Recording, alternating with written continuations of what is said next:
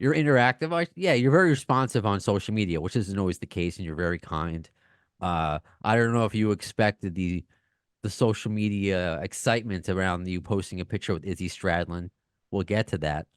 But on Twitter, I had like thanked you. I was like, you know what, Izzy? One of my listeners responded saying, I would not have recognized him. He wants to keep it discreet. And I had said to you, well, that thank you, Bernard, for sharing because he does like to kind of be discreet. And Mm-hmm. I had said, I actually had reached out to you for an interview. If you can't do it, you're busy, no worries, since I had some sort of opening there. You know what? After you posted that and I wrote that, I thought about it and I'm like, shit, man, I should have asked Izzy if it was okay to post. But then I saw that he posted it. Oh, is he did? I thought I saw somewhere where he posted it. I thought so. I thought if Uh, I don't know if that was him or not, but if it was, I thought, okay, well, I guess it's okay. But yeah, Izzy and I met in the early Guns N' Roses days. And every time I see Izzy, he's the same cat. He's always the same cat. Mellow, mellow as a cello. Izzy is always mellow. And it's funny, I was talking to somebody about him today, and he left the gun situation, pretty early on, and at a high point. mhm. And it's just my observation, but like I said, Izzy is so mellow. And I think, and again, this is just me thinking. I don't know for sure, but maybe maybe that high point might have been too much, and maybe he didn't want that high point, or maybe he just wanted to do something else. But, I'm always happy to see him because he's always the same cat, mellow.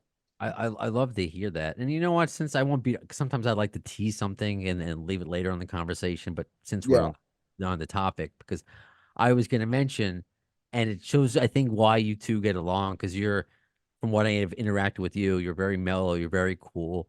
And in response to, hey, I sent you an email, you just wrote, who are you? I thought that was so funny. I don't have that sense of ego or anything. I'm like, who am I anyway? I always say, who am I? So I'm like, this guy is awesome. And then I explain, I'm Brandon Weissler. I work for IR. I have this pot. So I just wanted to establish that off the bat that that's how cool you are to be able to. Well, look, I mean, it didn't take a whole lot to be kind to people. And I am, you know, I know how I feel or how it is meeting an asshole, so I try never to be one.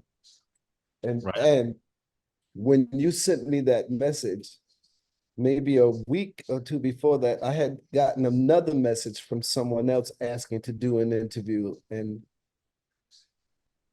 found out later that he's asking for Rolling Stone shit. Oh. He's asking for Rolling Stone tickets. So I called Michelle and said, hey, cancel him now. So you know what? Let's backtrack because I don't want to keep you here forever. But you were talking about knowing GNR in the early days, and of course Izzy, and talking about Slash. This is I'll bounce this off of a fan question. He's a lawyer, Jeff Hack. He's been on but he's not a hack lawyer. He's a good lawyer. I was Uh, going to say, what a I know, name. right? I know, what a name, right? Bernard was there in 1989 for the Atlantic City and LA shows with the Stones and Guns N' Roses. Those are pretty infamous shows on the GNR side. So I'm curious what you may remember from those shows, almost breaking up on stage and some issues with Living Color. Uh, Yeah, I remember that. Yeah, that's when I met them. Uh, okay. yeah, it got pretty messy at one point. But again, none of my business. I had nothing to do with that shit. But one thing I do remember was around that time we were doing we were doing pay-per-view from Atlantic City. Hmm. and I think Eric Clapton was a guest, and Axel was a guest. And I remember walking on the stage and Axel sitting off in the corner by himself. And like he didn't have anybody with him. Maybe somebody was there, but I didn't see him with anyone. And I think we were doing sound check or whatever, but he was by himself. And I remember walking over to him and talking to him. He seemed a bit nervous. Again, that was early in their career. So I'm sure they were just trying to find their footing. He was trying to find his footing and, maybe needed some anger management, but, it was what it was. I mean, Yeah, I know opening for the Stones was a big deal to him and to Izzy. I mean, that was to be nervous. That was a big deal for them. So I understand that part of that it. was a big deal for them, a big deal for Living Color. It's funny. I saw Will Calhoun just 2, 3 days ago. I had dinner with Will Calhoun from Okay, Living. Yeah.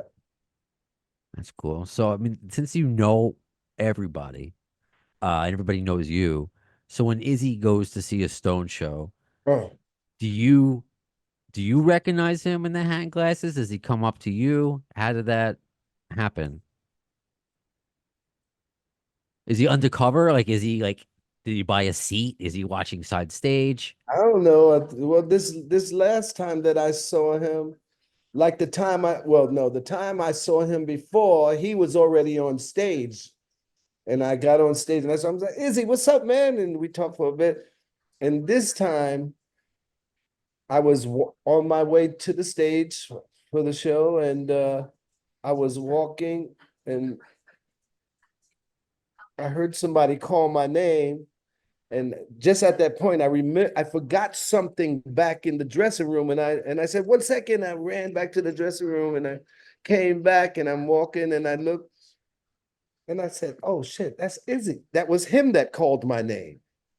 And I stopped, and we talked. We talked for a while.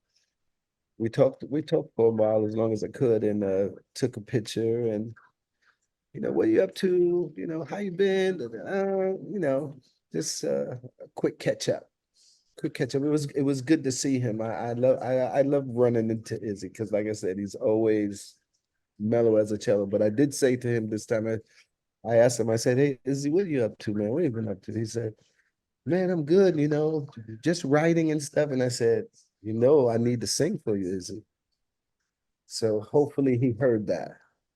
I hopefully, I mean, that's why, this simple picture, fans, and we mentioned he left a long time ago Long time of ago. him. And it's not that he just left.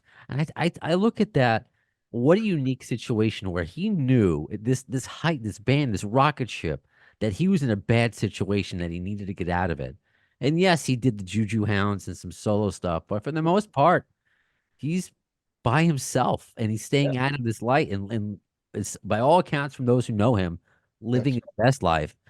But at the end of the day, like what you just said that he's writing, fans were like, "Oh, he's because he's so talented, and we just want."